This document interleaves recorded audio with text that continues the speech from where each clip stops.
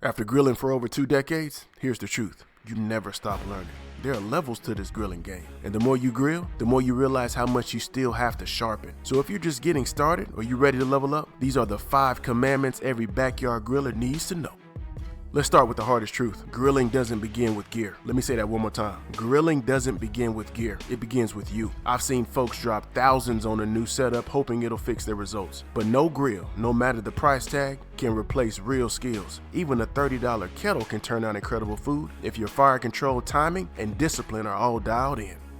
We've all got to be humble enough to admit we've still got things to learn. Mastery starts with being teachable. Learn your setup, learn your heat zones, learn your fire. That's when your grill starts working with you and not against you.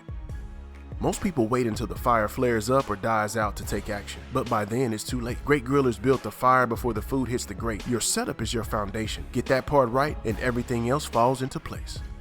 Think about it. We don't just season just to season. We don't sprinkle on a bunch of random rubs and cross our fingers and hope for the best. No. That's not how we roll. Every move is intentional. We're building flavor, layer by layer, brick by brick. Salt is the foundation. Give it time to work. Then build on with that rub, smoke, and Maillard reaction, and maybe a little glaze or sauce to finish it off. Seasoning isn't a box to check. It's part of the structure. And if you skip the foundation or stack the layers wrong, your flavor falls apart. No matter how skilled you are, there will come a time where things will go sideways. Fires flare up, temperature spikes, timers get missed, but great grillers don't panic, they make adjustments. Recovery is part of the craft. Know how to move food, drop the vents, close the lid, shift the setup, or finish in the oven if you have to. Great food doesn't come from pride. It comes from knowing how to respond and how to pivot.